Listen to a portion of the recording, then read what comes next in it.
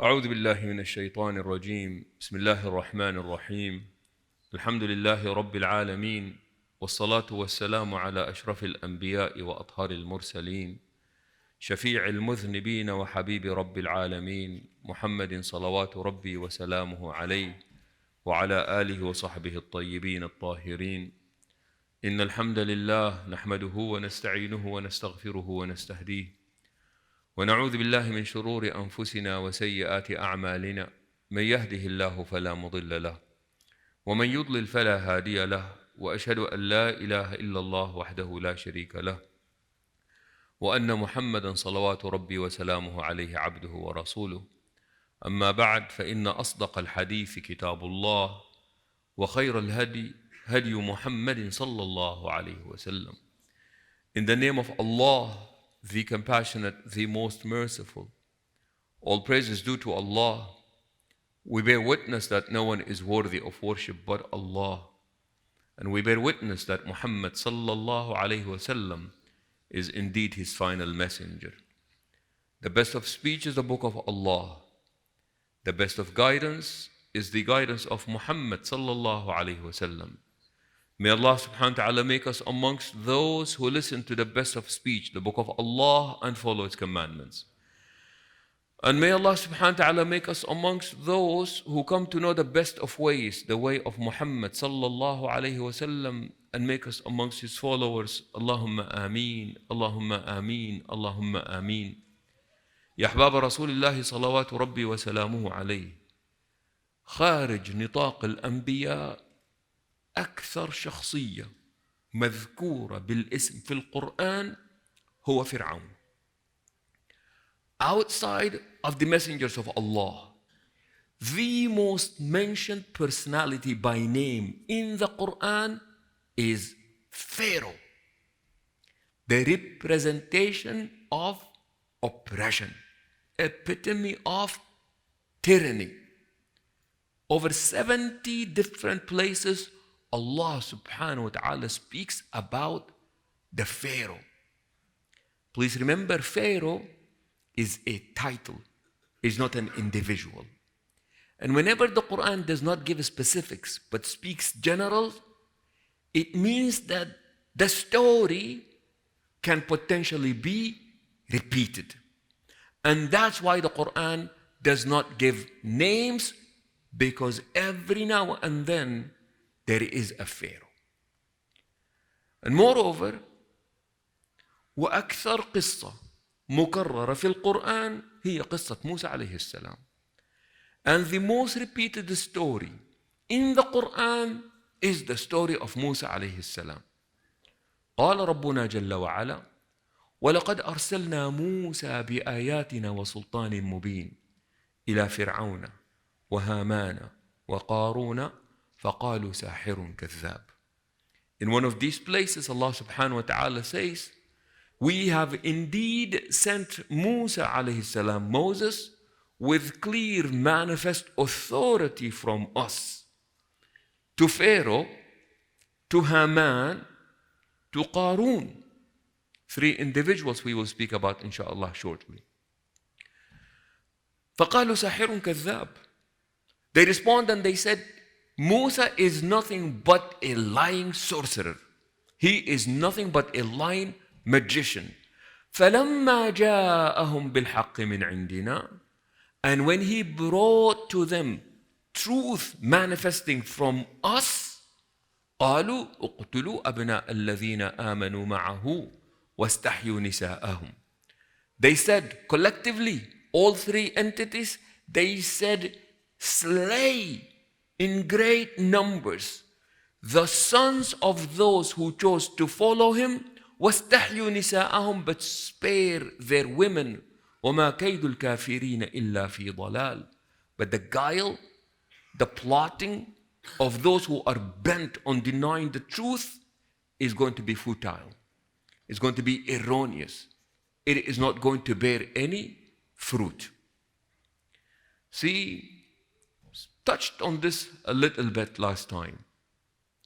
الإبادة ليست عملية آنية. Please keep in mind that genocide is a system. It is not something that happens suddenly. There are phases and stages that the Quran speaks about, as manifested in the story of Pharaoh. 3 elements or 4 elements must be present. Pharaoh representing a dirty politician. Because you cannot carry out genocide if you've got clean politicians. You must have dirty politicians in order for genocide to take place. And that's why people say politics is not a dirty game. Politics is a good game with a lot of dirty players in it. But the game itself is not necessarily a bad game. The players in it are dirty. So in order for genocide to take place, you must have that corrupt politician. We've got so many of them nowadays. Corrupt politician Pharaoh. Haman, who was the minister of defense of Pharaoh, representing the military-industrial complex. Every nation needs a military to defend itself. But when that military is misused in order to corruption and tyranny, you must have that type of military in order for genocide to take place. And number 3, a lot of selfish rich people. Only care. And number 4, people who are willing to spread the propaganda, and that is representative of the magicians. People them, and you can. What do you do if you remove Hitler and put Netanyahu there? They would be given the same speech, the same exact tactic that is taking place. Close your eyes and you think Hitler is speaking. Given the fact that these are the very same people who continuously keep telling us every day, never again, now it is happening again, but they happen to be the perpetrators of it. Discrimination. After discrimination comes dehumanization. تجريد من الإنسانية. See, when you dehumanize people, you do something. Number 1, you become more accepting of the suffering that happens to them. Even if you become more accepting, you become indifferent to the suffering that is happening to them. You can watch all pictures coming out of Gaza. All these children that are dead. Yeah, but Hamas did it. You become dismissive. You become indifferent to what is happening to people. But do you not see what is going on? Do you not see what's happening? As somebody so nicely said it. He said, man, I gave up on this country doing anything. Because you would think that when you see dead children, killed children, and that is bad. That's really bad. Or as they say, be quiet when children are sleeping. But don't be quiet when children are being killed. That's not the time to be silent. He said, I gave up on this country after Sandy Hook in Connecticut. And what happened? He said, man, 27 people were killed, out of which were 20 children between the ages of 5 and 9 or 5 and 12. Said, and we did not do anything about it. As if they're suggesting that people seeing children dying, we become desensitized to it. It doesn't bother us anymore. So what do? Dehumanization.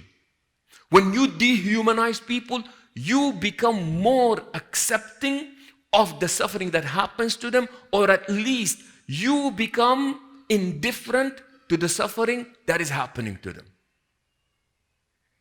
The West is excellent in dehumanizing others. وعلى فكرة أكبر أكذوبة في تاريخنا المعاصر هي مقولة الغرب متحضر. والله مش متحضرين. حيوانات. The biggest lie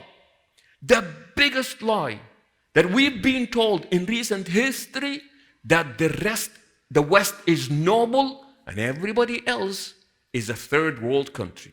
Everybody else is a developing country. Everybody else is a savage.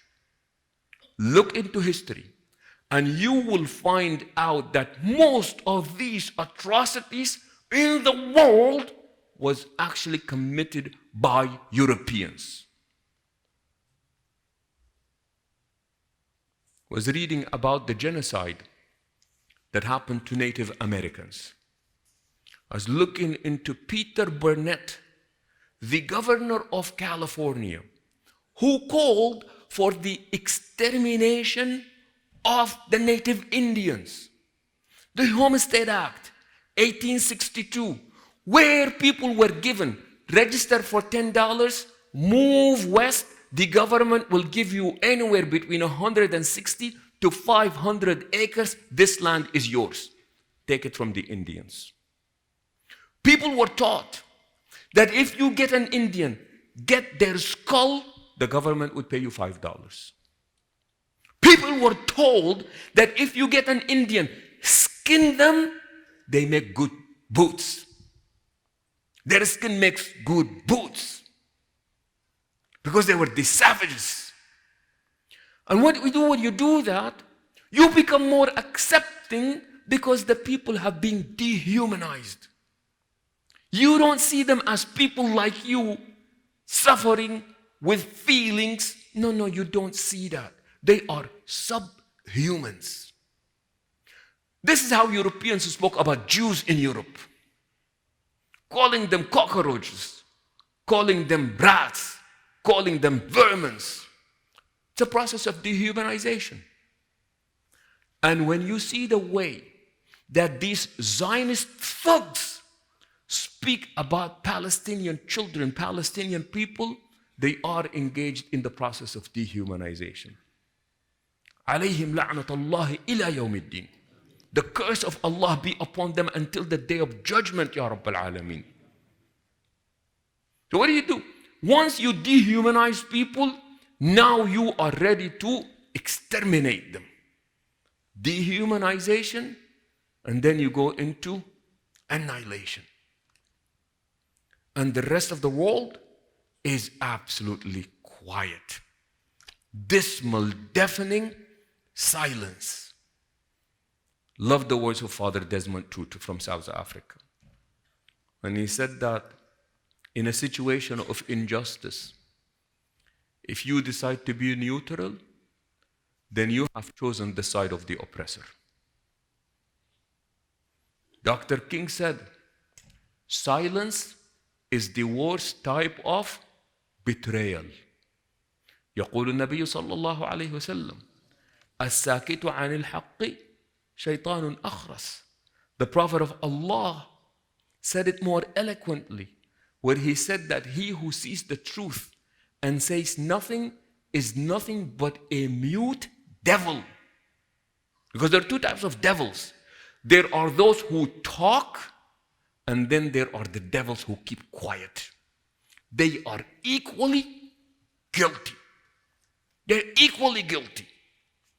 Look, man, all these people are dying. Say, yeah, but see, we stand with Israel.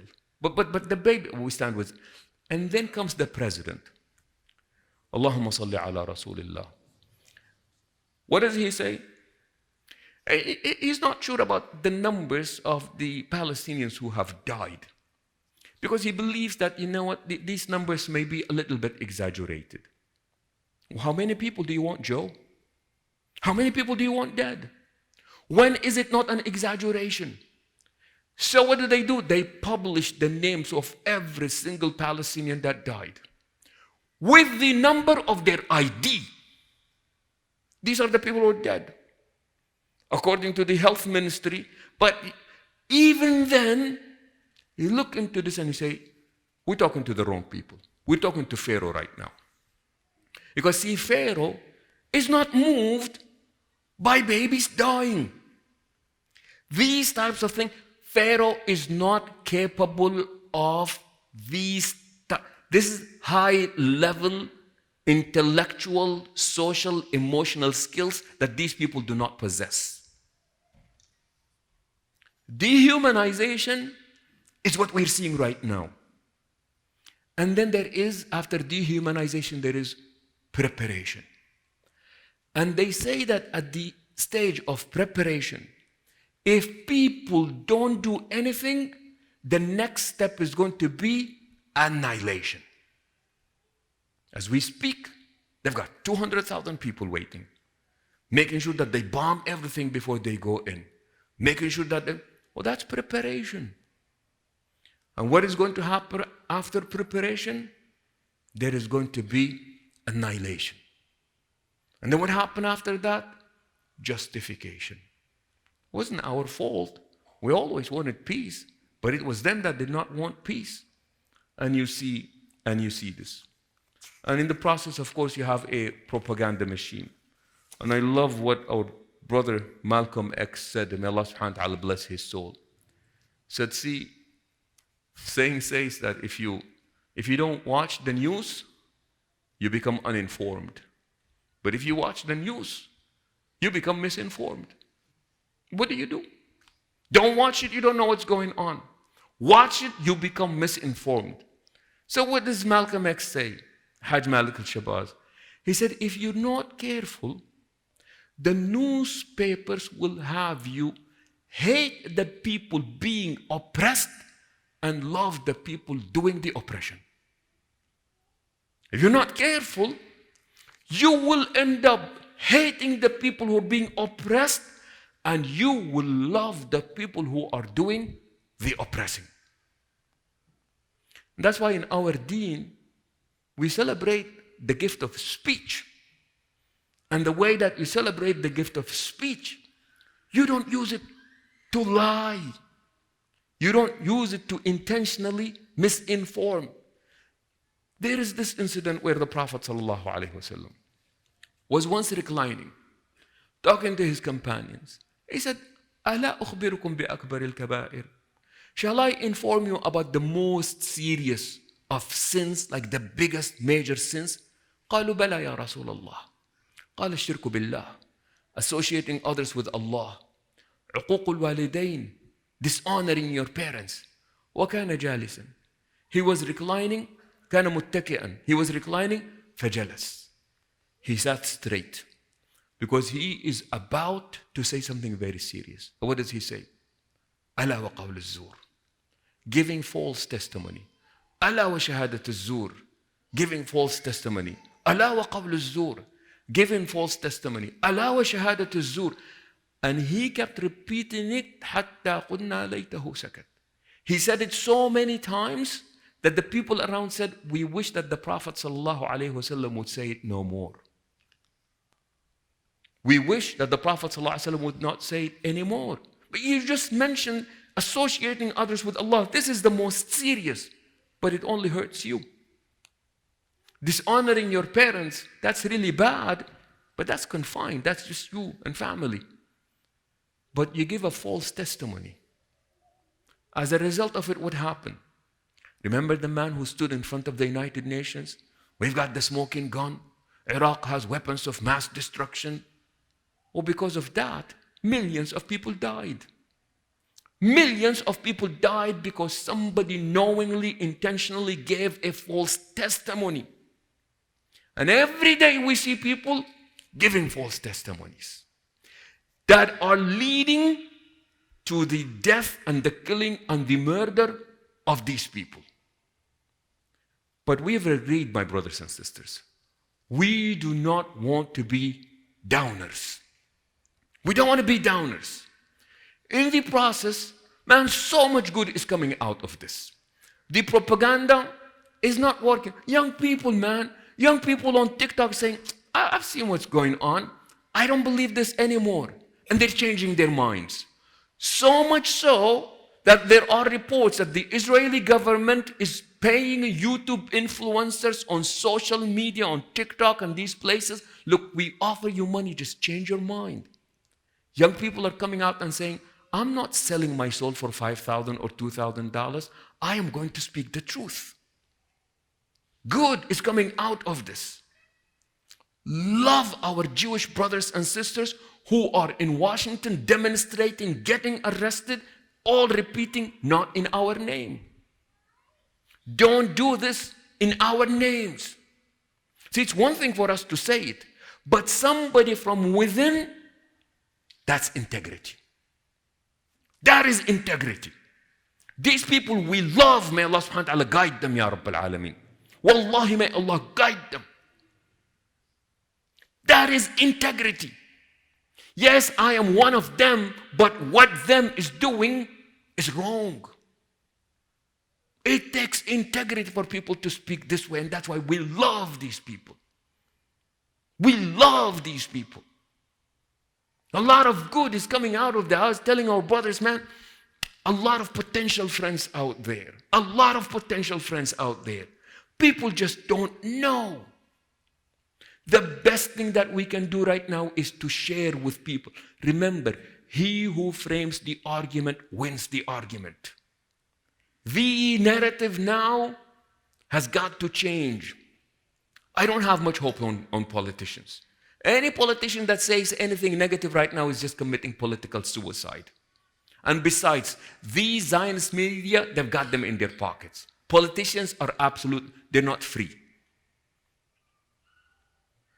So the best that we can do is, please remember, share the narrative. People change their minds when they know.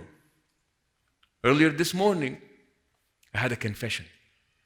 I was speaking to people after Salah. I said, I went to the gas station 2 days ago after Fajr and wearing this, something similar to this. And I was waiting for my turn, pumping gas, and wanted to get some coffee. And somebody walked in. And this is a confession, sharing with you. Somebody walked in and that person did not look right to me. Caucasian man, he was looking at me head to toe. I'm wearing this. And I'm thinking to myself, damn man, redneck. He's probably about to say something silly right now. I'm just waiting for that silly comment to come my way. He looked at me and he said, is this all you're getting? Holding my cup of coffee. I said, man, that's all I'm getting. He said, just this coffee, small coffee? He said, yeah, man, that's all I'm getting. He looked at the cashier and he said, I want to pay for his coffee.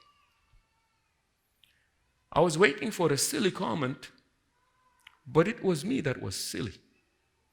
Because somehow I thought, when he sees this, he has nothing silly to make, nothing but silly to make. And the reality of it came to be very different. We had a school that I visited 2 days ago, Episcopal school. I asked the teacher who brought them. I said, Miss, where is your school at? And she said, oh, we're all the way on the other side of town. We are in Midtown.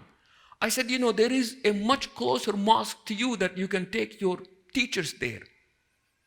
Beautiful teacher, may Allah guide her, Ya Rabbil Alameen. She said to me, Imam, I want to be honest with you.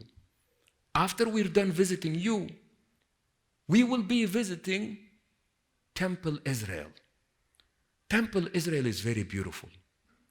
And I want to be fair in the way that I represent the religions to my children. That is why I wanted to make sure that I take them to a place as equally beautiful. That is integrity, people. That is integrity. That is somebody who is being equitable. That is somebody who's trying to be fair. So the point is that we have a lot of potential friends out there. Let's get these friends. May Allah subhanahu wa ta'ala increase us in understanding, Ya Rabbil Alameen. أقول قولي هذا وأستغفر الله لي ولكم فاستغفروه إنه هو الغفور الرحيم.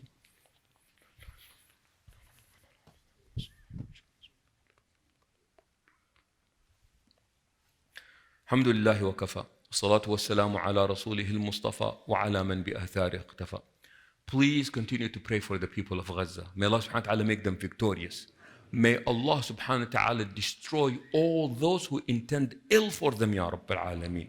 Those of them who are sick, may Allah subhanahu wa ta'ala give them grant them a full and speedy recovery, Ya Rabbil Alameen. And those amongst them who are fighting their oppressors, may Allah subhanahu wa ta'ala make them victorious, Ya Rabbil Alameen. Very quickly, inshallah, we do have a janazah after Salah. Please do, inshallah, join us in praying on our sister. May Allah subhanahu wa ta'ala bless her soul, Ya Rabbil Alameen. We also have a beautiful project brothers who are visiting us from Nashville. They bought a nice property. Masjid al-Farouk is one of the most active masajid in the United States in the Hifz program, helping children memorize the glorious Quran. They are visiting us, inshallah, after the salah. Please do give them 1 minute. But most important is that they do have a loan, and they're hoping that we will help them financially, inshallah, on your way out. And that becomes our way of showing our love. Remember that as believers, we have our circle of concern and we have our circle of influence. Our circle of concern is the globe. Our circle of influence is that we want to do right whenever we are able to do so, inshallah, ya Rabbil Alameen. اللهم إنك عفو تحب العفو فاعف عنا. اللهم فرج هم المهمومين ونفس كرب المكروبين واقض الدين عن المدينين. اللهم ارحم موتانا واشف مرضانا وفك أسرانا وعاف مبتلانا واختم بالباقيات الصالحات آجالنا برحمتك يا أرحم الراحمين. ربنا آتنا في الدنيا حسنة وفي الآخرة حسنة وقنا عذاب النار. عباد الله، إن الله يأمر بالعدل والإحسان وإيتاء ذي القربى وينهى عن الفحشاء والمنكر والبغي يعظكم لعلكم تذكرون. فاذكروا الله يذكركم واشكروه على نعمه يزدكم ولذكر الله أكبر والله يعلم ما تصنعون. وأقم الصلاة.